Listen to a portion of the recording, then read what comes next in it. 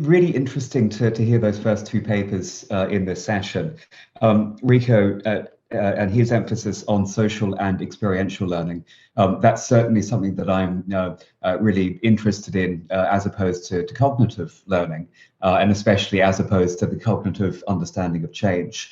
And then from Sebastian's presentation, practical philosophy is very much the approach I'm taking, and also echoing this idea that discourse does not represent the world, it impacts on it. So the way that we try to describe the world as it is actively changes it, and thus throws into question the possibility of understanding it at all.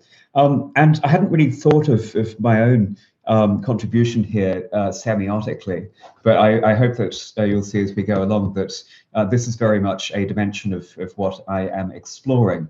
And I guess when we come back to that discussion, I'd really like to raise that possibility of how images, how text, how mediations, how data visualizations, how these things operate semiotically, but again, in a way that's distinct from the cognitive understanding of change. So what I'm talking about here then, again, starting off on fairly theoretical territory, is to try to get to grips with this conundrum that it's impossible to extract ourselves from our embeddedness in the world in order to get some sort of perspective on how things are changing, not least ourselves. Right, so there's this idea that we can't step outside of ourselves to have any sort of a clear idea about how we change across time. This has recently been put in quite strong terms in the context of datafication, what's being called data colonialism, that we are not in a position to understand what datafication is doing to our societies, because datafication is rewriting what we mean by sociality itself. So that's what I'm calling here the shifting sands of selfhood. Then I look back to some previous work I did, empirical research. This was in Lebanon and Egypt, where I did field work with journalists, mainly digital journalists as it goes, in Beirut and Cairo. And I went there with the purpose of trying to find out what they thought about the really quite radical transformations that their societies were undergoing at the time. And what I realized pretty quickly was that I was not going to get satisfactory answers to that question just by asking them what they made of it all. Really, the best way to get at their understanding of change was not at that macro level, but was to really zoom in on the everyday routine habits of their professional lives. So the way that they were dealing with newsworthy, hence subjects involving change, on a day-to-day basis. I did this in a very practical sense, really encouraging them not to reflect cognitively on these experiences, but just to walk me through their days. How they set up their interviews for the days, how they traveled around their cities, and how they navigated their digital media platforms as well. This is all very much of a piece with the human geographer Tim Ingold's take on all of this, which is that we never get to see the bird's eye view, the map from above of the world that we inhabit. We live along it. And that's no bad thing. If we can put aside that possibility of grasping change from above, from outside, then we can instead see that perspective is a practical and embodied thing. It's something that we pick up on the go, not something that we have to pause and quietly reflect on in order to better understand. All of that then fits in with a philosophical framework of phenomenology, someone like Heidegger in Being and Time. So, of course, his notion of thrownness, that we always start with the always already present is our ontological origin, not some sort of imagined idea of a past. But again, the key point to that is not to emphasize that we will never understand our world or the extent to which it is changing all the time. The point is that we understand change by being in the middle of it. And the crucial point for us, if we're thinking about issues of mediation is that we shouldn't think about what Sebastian was calling discourse and what Heidegger calls idle chat and curiosity, right? The way that we're constantly discussing things that are changing. I think sometimes we have a suspicion that it is precisely all of that chatter which is stopping us from understanding what's really going on, from getting to grips with the really deep changes that are happening in our society. But if we look to Heidegger and other phenomenological perspectives, what we see is that there is no depth to understand. That in order to grasp what is changing, we just have to dive in to that chat, to all of that discourse. And for mediation, it means not sort of discouraging it or trying to strip it back, but precisely exploring all of the different ways in which increasingly we are all involved in that mediation of change, small and large. So, a couple of other philosophers that this then echoes with. First of all, there's Levinas. If we want to cast an ethical dimension to all of this, Levinas, in talking about, he uses this concept of pure duration, and he has this spin on Aristotle, who said it was, ontology is the first philosophy. For Levinas, that's not the case. Our ethical relations with others and towards the world is there in the brute fact of our existence and coexistence, right? So before we even get to the question of being, and especially before we get to the question of cognition, that we are already in the world acting in it. And for Spinoza as well, who I've come out quite late as it goes, this comes out in this question of, well, who are these individuals? Who is the we that gets to make these ethical decisions about how to behave in our lives? So again, it starts from this point that we are already these compromised selves that are in the grubby business of having to make this decision or that decision before we've had any time to think about what sort of people we are and what kind of ethical decisions we might take hypothetically. There is no hypothetical, there is no abstracted position from which to derive any of these principles. My take on Spinoza is actually by way of Judith Butler and her collection of essays called Giving an Account of Oneself.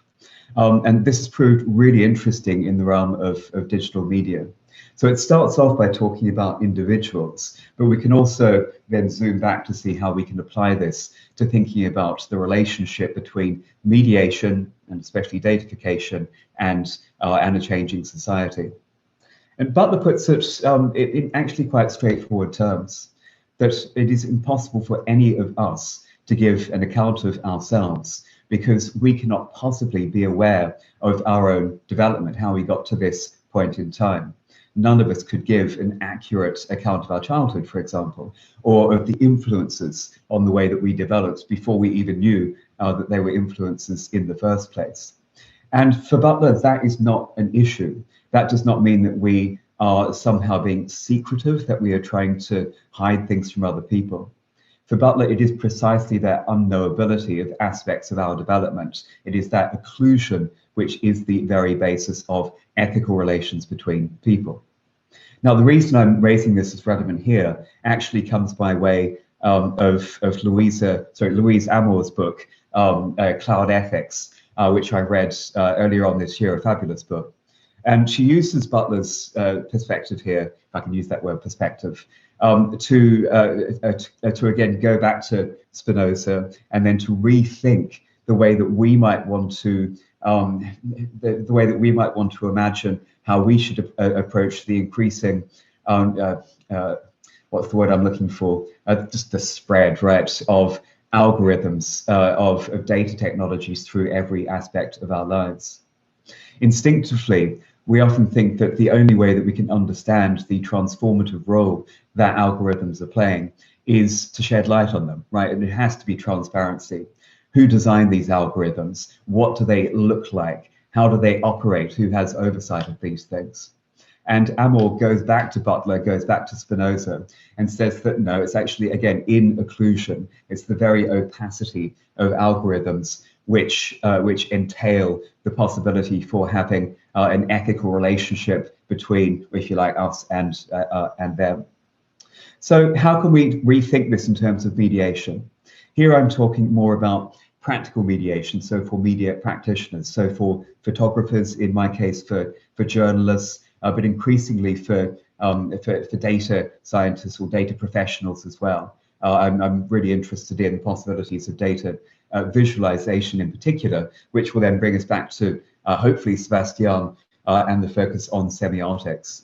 So how can we mediate change when we know that mediation changes not just the world, but it also changes how we understand change in the first place?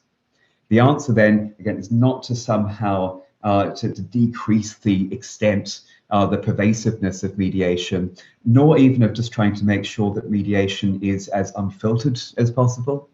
If we work with the theoretical lineage that I've been exploring here so far, the answer is to work with all of that distraction, all of that affect, all of the drowning in imagery that we're currently experiencing. That can be seen as a way through to understanding change, again, not as a cognitive state, but as a practical grasp.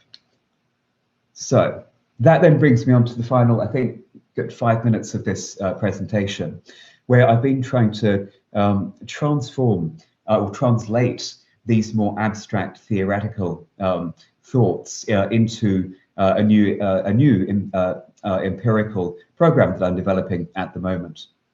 And as ever with me, it comes back to the work of Pierre Bourdieu, and especially this idea of trying to get at people's understanding of the worlds they inhabit through their naturalized dispositions, right? So again, it's not about asking people what they make of the changes that they are cognizant of taking place around them.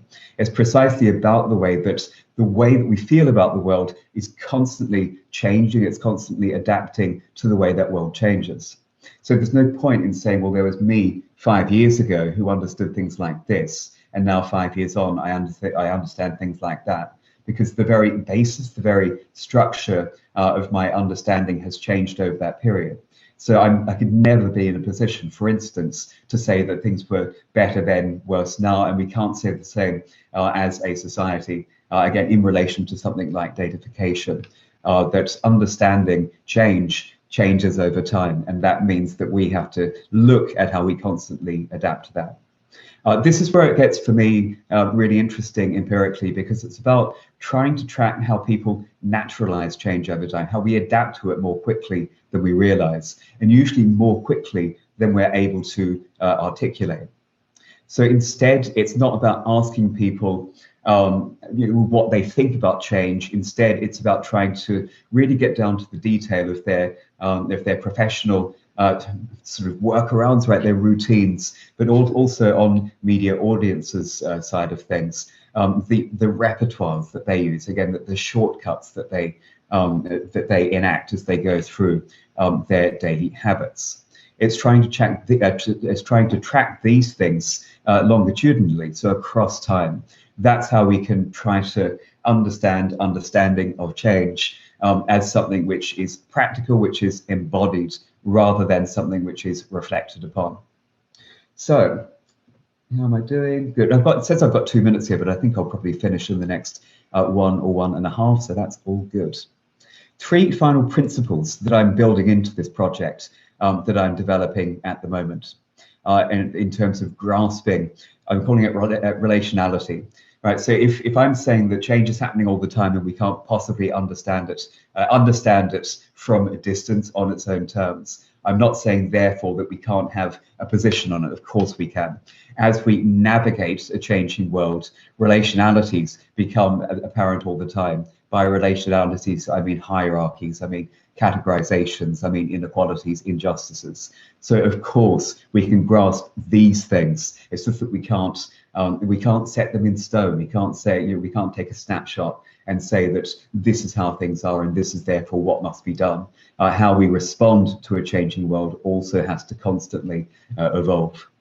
So the first principle is heuristic agility. By heuristics, I mean shorthand. It's the way that in order to navigate everyday life, we have to rely on routines, on habits, on rituals. We tend to think of that as something which blinds us to change because we fall back on these instincts that we learn over time. But no, that's not the case. The way that we use shorthand is the path to our understanding of things. It's a matter of the extent to which we're able to use those heuristics in a flexible, adaptive kind of way, hence agile. The second thing is improvisation. I think that this relates back to Sebastian's point about imagination. And the point is this, that imagination doesn't come from nowhere. It has to start from some kind of basis in reality, even if that means, as you said, imagining it was the tribes of unicorns fighting a war, whatever. The same thing is true of improvisation. If any of you have learned to improvise musically, it doesn't mean just letting go of all the rules. It means learning the rules and then learning how to apply them in a creative fashion, right? So you have to learn how to improvise. So it's the same thing with the shorthand, the heuristics that we use in everyday life. It's about being able to use them experimentally rather than just in a programmatic or mechanistic kind of way. And then the final point I'll make is that it is about provisionality. By provisionality, I mean absolutely the possibility to take an ethical stance on the way that things are changing, but not from some abstracted position, nor from some moment in time where we decide as individuals and as societies what we think of the changes that have brought us to this point and what we should do going into the future. But we can only ever take provisional positions, which then have to be constantly revisited. All right, I'll leave it there. Thanks very much.